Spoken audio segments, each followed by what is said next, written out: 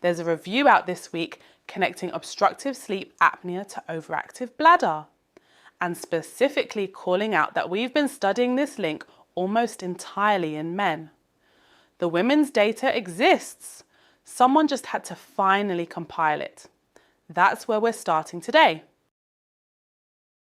Hi there, I'm Tony Lee, and this is Hot Flasher, your daily menopause podcast that serves up fresh news, research, and wellness tips. I've built a daily news pipeline to find the latest on women's health and menopause research. Allow me to introduce my co-host Nykki, who handles the headlines. Take it away, Nykki. Thanks, Tony.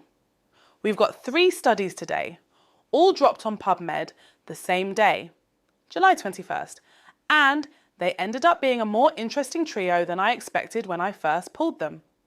Let's start with sleep apnea, because this one is the most clinically useful and the most frustrating in equal measure.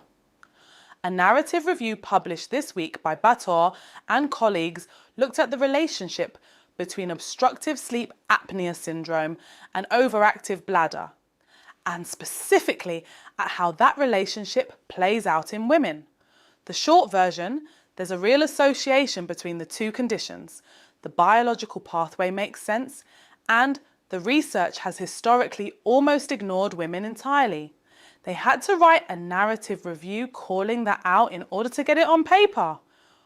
Obstructive sleep apnea, for anyone who needs the refresher, is where the airway partially or fully collapses during sleep. You stop breathing repeatedly, your oxygen levels dip, and your body keeps jerking you back to lighter sleep to compensate. It's associated with cardiovascular disease, metabolic disruption, cognitive issues, daytime fatigue. The list goes on. What this review focuses on is the bladder piece. Here's the connection as the research frames it. When you're having repeated apnea events, the pressure changes in your chest and abdomen affect how your kidneys filter and how your bladder signals urgency. Your body also releases more atrial natriuretic peptide during those oxygen drop events, which tells your kidneys to produce more urine. So women who are waking up 2 or 3 times a night to urinate may not have a bladder problem in isolation. They might have a breathing problem that's driving a bladder symptom. And if no one checks for sleep apnea, if the treatment plan is just anticholinergics for the bladder, the root cause goes completely unaddressed. That framing matters because overactive bladder is extremely common in perimenopausal and postmenopausal women. Estrogen loss affects the urothelium, affects pelvic floor integrity, affects bladder capacity. So nocturia in midlife women tends to get filed under menopause symptom and moved on from, which it might be, but it also might be sleep apnea, or both simultaneously, and those two things have different treatment paths. The frustrating part is that sleep apnea itself is chronically underdiagnosed in women to begin with. The classic presentation, loud snoring, witnessed apneas, the large-necked male patient, doesn't describe how women often present. Women are more likely to report fatigue, insomnia, morning headaches, mood changes, symptoms that get attributed to depression, to anxiety, to perimenopause. So there's a diagnostic miss happening upstream. And then the downstream symptom that the bladder urgency gets treated in isolation. This review isn't a clinical trial, it's a narrative review, so it's synthesizing existing research rather than generating new data.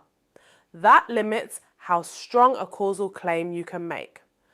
But the association is consistent enough across the literature that it's worth asking the question, especially if you're someone managing overactive bladder symptoms and you've never been evaluated for sleep apnea. That's a conversation worth having. The bone health study takes us somewhere completely different geographically and methodologically. Joe and colleagues published a cross-sectional survey looking at attitudes, awareness, and practices around bone health among women aged 40 to 65 with limited income in China. This kind of study, cross-sectional, self-reported, specific population, has real limitations. You can't establish causation. Self-reported data on health practices is notoriously optimistic, and findings from one socio-economic and cultural context don't automatically transfer to women in other countries. Those caveats are real, and I'm not brushing past them. But the finding they highlight is one that I think has some generalizability even across those limits: the gap between awareness and practice. Women in this study had moderate awareness of bone health. They knew calcium mattered. They'd heard of osteoporosis. But their actual practices around bone protection were significantly weaker. The knowledge existed, but it wasn't translating into behaviour. That pattern shows up in bone health research across cultures and income levels. It's not a China-specific phenomenon. Women in their 40s and 50s are often told at some point that bone density matters after menopause, that they should take calcium, that weight-bearing exercise helps, and then they don't do the weight-bearing exercise, or they take a calcium supplement inconsistently, or they get a DEXA scan once and never follow up. The knowledge to action gap in bone health is a real problem, and the study is a useful reminder of it, even if you can't directly apply the specific numbers to a Western population. The piece of this I find worth pushing on: bone density loss in the perimenopausal transition is faster than most women realise. You can lose a significant percentage of bone mass in the 5 to 10 years around menopause, and by the time a fracture happens, the window to have intervened earlier has long closed. The research on resistance training and bone density is genuinely solid. This is one of the areas where the evidence is not ambiguous. Strength training, particularly exercises that load the spine and hips, has a protective effect. That's not a supplement claim. That's years of consistent data across multiple study designs. The income dimension in this study also matters as context. Bone health interventions, gym memberships, quality protein intake, DEXA scans, HRT in some cases, cost money. The barriers to putting bone health knowledge into practice aren't always motivational. Sometimes they're financial. That's worth sitting with. The third study from Park and colleagues looked at smoking habits and their association with breast density, changes in breast density over time, and breast cancer risk in Asian women. Breast density matters because denser breast tissue looks white on a mammogram, and so do tumours. High density makes it harder to detect cancers on imaging. It's also independently associated with higher breast cancer risk, separate from the screening difficulty. So anything that affects breast density has downstream implications for both detection and risk. What this study found, working with the Korean population, is that current smokers show different breast density patterns than non-smokers, and that smoking was associated with measurable changes in density over time. The relationship isn't perfectly linear, and it's not the same for every subgroup in the study, but the association is there. A few things about this study worth noting. It's an observational study, so causation isn't established, though there are plausible biological mechanisms, since smoking affects estrogen metabolism, and estrogen is a driver of breast tissue density. The study population is specifically Asian women, and breast density distribution differs across ethnic groups. So generalizing these findings to other populations requires caution.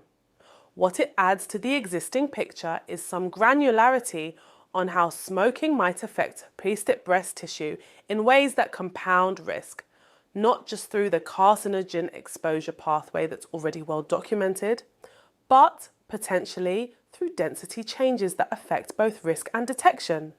If you're a smoker who's also navigating mammography decisions, that's worth knowing. Not because this one study changes clinical guidelines, but because density is already a conversation women should be having with their radiologists, and smoking history is a relevant variable. The study also does something methodologically useful. It looks at changes in breast density over time rather than just a single snapshot. Longitudinal density data is harder to collect but more informative than cross-sectional measurements. And that's a genuine strength of the design, even within its observational limits. One more thing before the outro. All three of these studies came out the same day. All three are in areas that directly affect midlife women, and none of them are large randomized controlled trials. They are the kind of evidence that builds the picture incrementally. A narrative review here, a cross-sectional survey there, a longitudinal observational cohort somewhere else. That's how most medical knowledge actually accumulates. Not in clean pivotal trials, but in layer after layer of imperfect studies that eventually get synthesized into something clinically actionable. The smoking density link is a good example.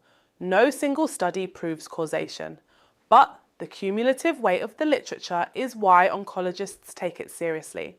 That's the honest state of midlife, or women's health research in 2026. More data than 10 years ago. Still a lot of gaps. Still worth paying attention to.